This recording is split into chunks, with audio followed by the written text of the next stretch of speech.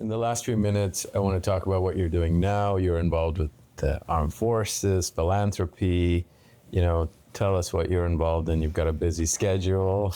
Yeah, I wear a lot of hats, but that's the fun part. Yeah. I think that that I get to bring all of that knowledge and that experience to the other tables that I'm at, and also it gives me a wholesome view of what's happening in Canada and North America, for sure.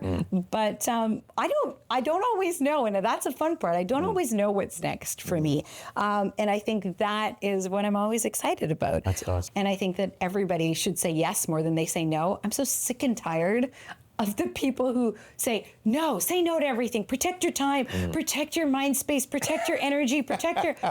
If you're going to protect and say no, all you're going to do is sit at home and do nothing. Right. So you know what? Say yes more. For goodness sake, say yes more. What is the worst thing that's going to happen? You're going to waste 2 hours of your life, but I guarantee you it won't be a waste. You will be able to say, hey, I saw something new. I met somebody new. Right. I ate or drank or I did something that either I liked or I didn't like. And there's value in not knowing and knowing something that you weren't good at or didn't like, or like, as long as it's not dangerous. I will say yes more. It's how I have done so much and continue to do so many things because I say yes a lot. I have no background in the Army. My family has no background in the military. Nobody, nothing. Most is my brother is a hunter. I'm a vegetarian. As similar as we are very different. And so when the Canadian Armed Forces asked me, first of all, I thought it was like a Russian, hacker trying to hack in to my system by asking me. But I responded and said, yeah, let's chat more. I knew nothing. And that was what they wanted. They wanted a civilian to help them figure out some of the problems that they're having. Everything that I'm always involved in, I say yes and I figure it out as I go.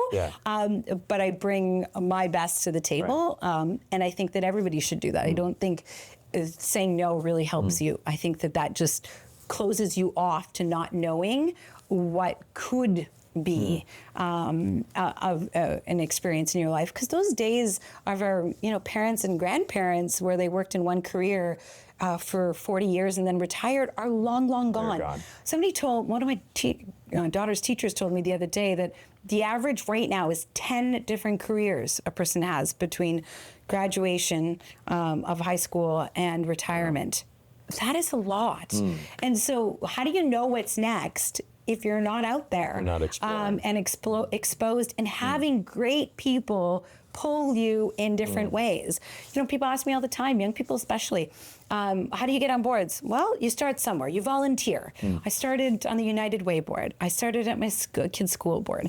I started to learn these things when I was young. And then, what am I good at? I took courses. I take courses for everything still. Wow. And I think that that's important too, not just to know that everybody doesn't wake up and understand how to do things. You have to put the time and the energy into it.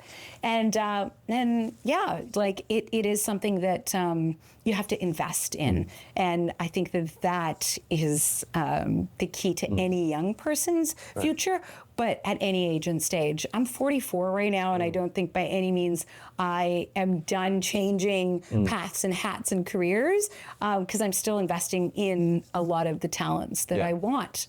Or that I admire in others. And I think that is something that keeps you driven, keeps you waking up and optimistic about what's new in the world, but also on the forefront of what are the opportunities.